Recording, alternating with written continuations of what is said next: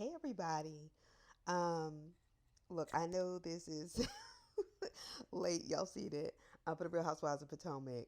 But considering this episode wasn't really about much, oh well. I am visiting my brother. I'm here in Atlanta, and I drove down from New York all in one sitting. And I'm somebody who I like to drive. I like a challenge. But by the time I got to South Carolina, I was like, yeah, I probably should have stopped over, but I didn't. I kept going. So I just been really tired, and catching up with friends and stuff like that. But anyway, I'm here. I'm here. So Real Housewives of Potomac, season 8, episode 18, an iconic ending. No, it was anything but iconic, and it was actually really annoying. Okay, here's my take on it. I blame Ashley. I don't care about this corny ass G&A clothing line. I really don't.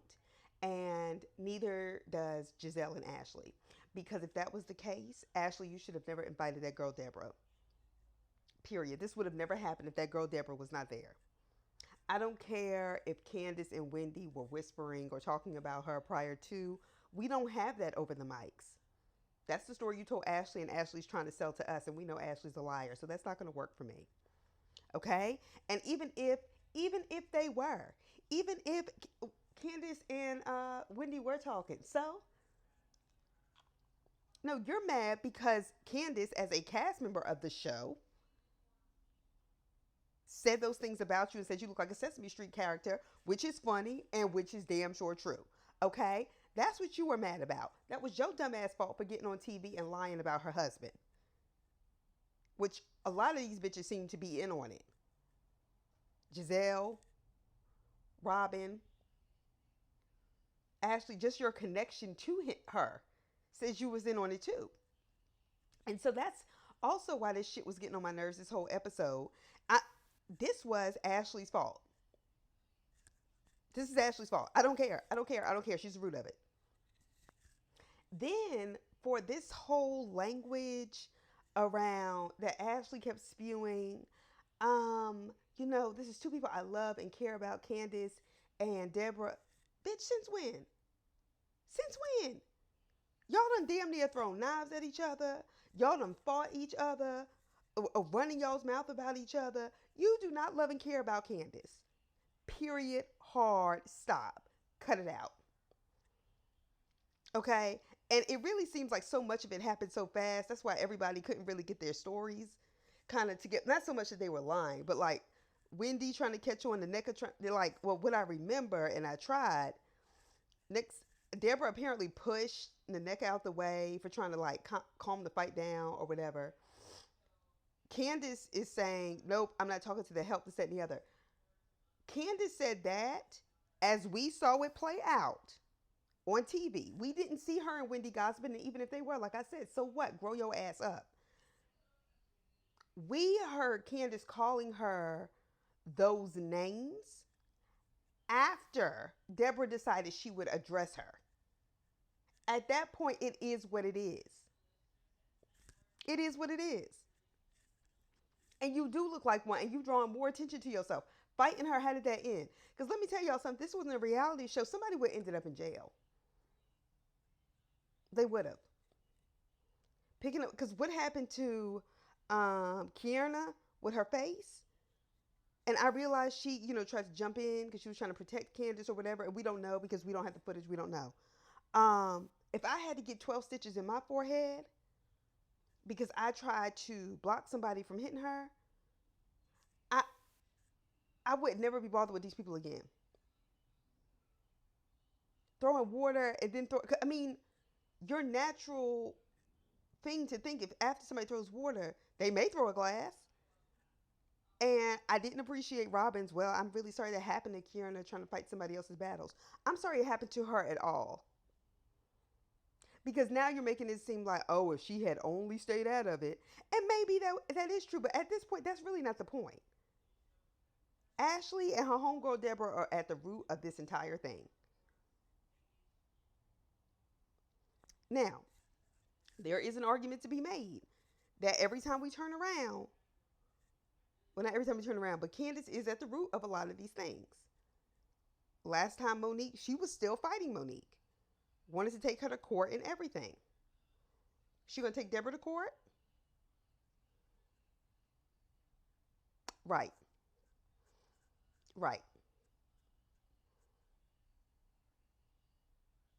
It's bullshit. So Candace leaving the show, first of all, I can take I don't really like Candace. I don't really dislike her either. Uh but she is not the show. They need to reboot because there's really nobody that carries it. Giselle gives us nothing. I understand Karen trying to bring everybody together to have a conversation, and I get that, but Ashley's the root of it. Period. Um, what else happened? Wendy said she tried to stop it. I'm sure they did, but that was a mess.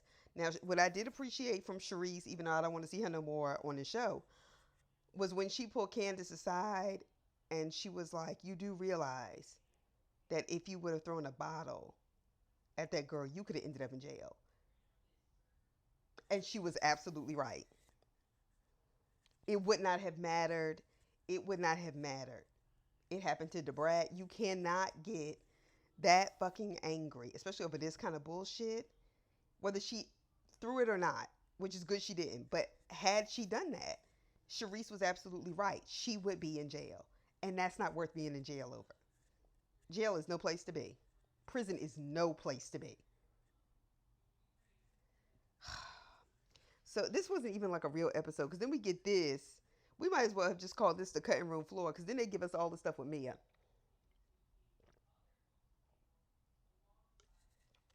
My thing is, I think Mia's on the show crying out for help. I think Mia is the fact when she said I was already on board with the idea that Gordon was abusive when she said he took all the money out of her account and told her she couldn't leave. That is what abusers do. Try to keep you from work, trying to keep you have access to the money so you are forced to stay with them and they can control you. Locking her in the room and then saying she needs rest. I'm sorry, why does she need to be locked in a room like she's some kind of fucking child? No, he's an abuser. And I don't feel sorry for him that Mia is sleeping around on him. You left your wife for a stripper.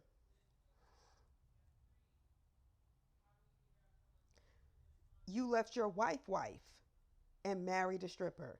You get what you get when men do that. We've seen this movie before. And I actually feel for Mia. I don't think she's safe. And if that's just what she said on TV, we know there's more to it than that. I am confused as to. It's amazing to me that men will leave their wives who they were with for years and years and years, and then stick with somebody like Mia, who can't even confirm the paternity of the child that you're that you have in question. Now, granted, to me, both them kids look like they could be Gordons. Okay, whoever Ink is, Mia, you kind of bold to have him on the phone and say hi to Gordon. See, this is why Mia to me is not even worth like how people get upset at her. Want to say this that, and I'm just like, Mia is so ditzy. It's not even worth some of the energy people put toward her. I was like, girl. Uh, but we'll see how this plays out. I am so glad Mia has moved up in the reunion seat.